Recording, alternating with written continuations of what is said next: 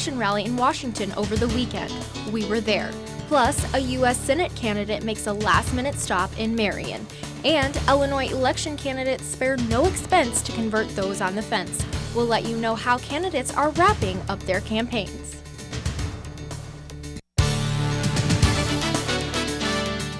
Live from the campus of Southern Illinois University Carbondale.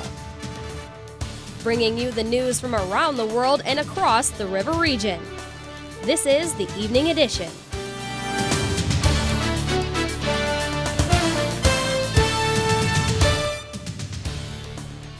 Comedians Jon Stewart and Stephen Colbert are known for drawing big audience on their Comedy Central shows, and now they're doing the same in Washington, D.C. Good evening, I'm Ashley Sweet. And I'm Kevin Scott Smith. Stewart and Colbert dubbed their gathering the Rally to Restore Sanity and/or Fear. And Evening Edition's Justin Cabas was there. Justin.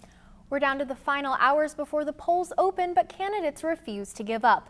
Millions of dollars are spent during this last month of campaigning. David Yepsen with the Paul Simon Public Policy Institute believes the closeness in polls is having candidates go the extra distance. Tomorrow night, we'll hear more from the political scientist David Yepsen. He says a recent Supreme Court decision increased the role of big bucks in Illinois politics. Well, Ashley, the temperatures seem to be getting cooler and cooler. I'm just wondering how low the temperatures are going to go. Let's check in with Garrett Ford with our first look at weather. Garrett? Thanks, Garrett. Today, Republican candidate for Illinois Governor Bill Brady made a downtown Chicago restaurant one of his last campaign stops. The restaurant is notorious for being a favorite spot for politicians before elections. Brady will continue to campaign this evening and tomorrow. He says Democratic Governor Pat Quinn has had 2 years to show Illinoisans how he can run the state. Now Brady says he's ready for his turn. Quinn and Green Party candidate Rich Whitney are also having campaigning across the state today. A center that treats more than 4,000 adults with Down syndrome annually is expanding. The Park Ridge facility will receive $1.3 million from the state for upgrades. Officials with the Adult Down Syndrome Center say the funds will go toward an increase in the number of exam rooms and add a community room. The renovations are set to wrap up by late next year. The Illinois Hospital Association has launched a new publication about efforts to improve hospital quality in Illinois. Each issue of Quality Quarterly will include information on resources, tools, educational programs, and best practices of IHA member hospitals. Association President Mary Jane Worth says nearly 200 hospitals and health systems in Illinois have also joined an initiative program called Raising the Bar. The goal of the publication and initiative program is to reduce readmissions of patients and hospital-acquired infections. For more information, visit www.ahatoday.org. Coming up, one Halloween party in California this weekend turned violent. After the break, we'll tell you what happened and how students feel about Carbondale's strict safety guidelines during Halloween weekend. Authorities say a 23-year-old woman is dead after falling 4 stories inside a downtown Chicago hotel. The accident happened during a Halloween party called the Haunted Hotel Ball. Chicago police do not suspect foul play and say the woman was attempting to slide down a stair rail at the Palmer House Hilton when she lost her balance.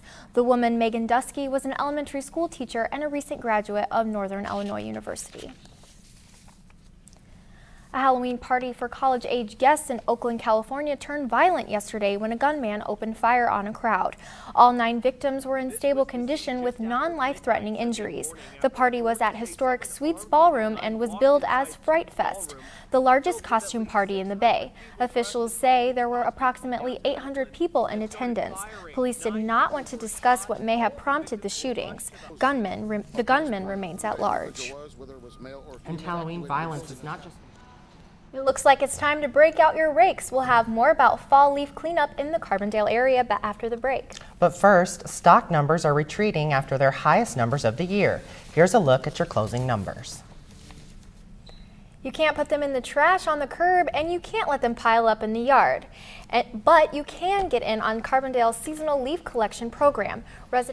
It was a packed Halloween weekend full of Saluki sports. The SIU football team looked to help their chances of making the playoffs as they took on a conference foe.